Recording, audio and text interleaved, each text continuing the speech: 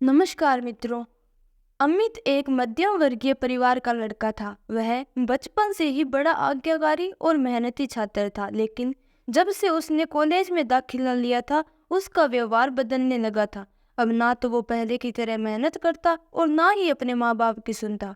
यहाँ तक कि वो घर वालों से झूठ बोलकर पैसे भी लेने लगा था।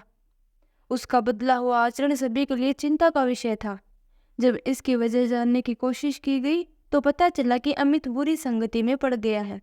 कॉलेज में उसके कुछ ऐसे मित्र बन गए हैं जो फिजूल खर्ची करने, सिनेमा देखने और धूम्रपान करने के आदी हैं। पता चलते ही सभी ने अमित को ऐसी दोस्ती छोड़कर पढ़ाई लिखाई पर ध्यान देने को कहा, पर अमित का इन बातों से कोई असर नहीं पड़ता। उसका बस एक ही जवाब होता, मुझे अच्छे बुरे की समझ है, मैं भले ही ऐसे लड़कों के साथ रहता हूँ पर मुझ पर उनका असर नहीं होता। दिन ऐसे ही बीतते गए और धीरे धीरे परीक्षा के दिन नजदीक आ गए। अमित ने परीक्षा से ठीक पहले कुछ मेहनत की, पर वो पर्याप्त नहीं थी।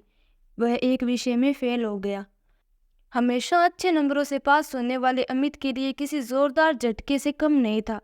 वह बिल्कुल टूट सा गया। अब ना तो वह घर से निकलता और ना ही किसी से बात करता, बस दिन रात अपने कमरे में पड़े कुछ सोचता रहता।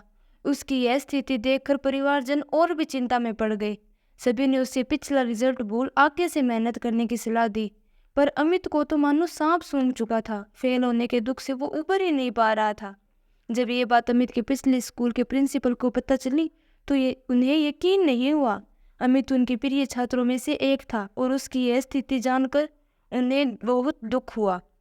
उन्होंने निश्चय किया कि वो अमित को इस स्थिति से जरूर निकालेंगे। इसी प्रयोजन से उन्होंने एक दिन अमित को अपने घर बुलाया। प्रिंसिपल साहब बाहर बैठे अंगीठी ताप रहे थे। अमित उनके बगल में बैठ गया। अमित बिल्कुल चुप था और प्रिंसिपल साहब भी कुछ नहीं बोल रहे थे। 10-15 मिनट ऐसे ही बीत गए पर किसी ने एक शब्द नहीं कहा। फिर अचानक प्रिंसिपल साहब उठे और चिमटे से कोयले के एक धधकते टुकड़े को निकाल मिट्टी में डाल दिया।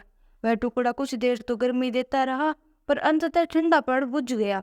यह देख अमित कुछ उत्सुक हुआ और बोला, प्रिंसिपल साहब, आपने उस टुकड़े को मिट्टी में क्यों डाल दिया? इससे तो वो बेकार हो गया। अगर आप उसे अंगीठी में ही रहने देते तो अन्य टुकड़ों की तरह वो भी गर्मी देने के काम आता। प्रिंसिपल साहब मुस्कुराए और बोले, बेटा, कुछ देर अंगीठी में बाहर रहने से वो टुकड़ा बेकार नहीं हुआ। लो, मैं उसे दोबारा अंगीठी में डाल देता हूँ। और ऐसा कहते हुए उन्होंने टुकड़ा अंगीठी में डाल दिया। अंगीठी में जाते ही वह टुकड़ा वापस धधककर जलने लगा और पुनः गर्मी प्रदान करने लगा। कुछ समझे अमित? प्रिंसिपल साहब बोले, तुम उस कोयले के टुकड़े के समान ही तो हो। पहले जब तुम अच्छी संगति में रहते थे, मेहनत करते थे, माता पिता का कहना मानते थे तो अच्छे नंबरों से पास होते थे, पर जैसे वो टुकड़ा कुछ देर के लिए मिट्टी में चला गया और बुझ गया, तुम भी गलत संगति में पड़ गए और परिणाम स्वरूप फेल हो गए। पर यहाँ जरूरी बात यह है कि एक बार फेल होने से तुम्हारे अंदर के वो सारे गुण समाप्त नहीं हो गए। जैसे कोयले का वो टुकड़ा कुछ देर मिट्टी में पड़े होने के बावजूद बेकार नहीं हुआ और अंगीठी में वापस डालने पर धधक कर जल उठा, ठीक उसी तरह तुम भी वापस अच्छी संगति में जाकर मेहनत कर एक बार फिर मेधावी छात्र की श्रेणी में आ सकते हो। याद रखो, मनुष्य ईश्वर की बनाई सर्वश्रेष्ठ कृति है।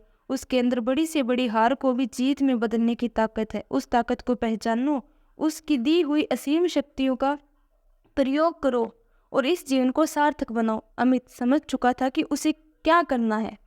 वह चुपचाप उठा, प्रिंसिपल साहब के चरण स्पर्श किए और निकल पड़ा अपना भविष्य बनाने। धन्यवाद।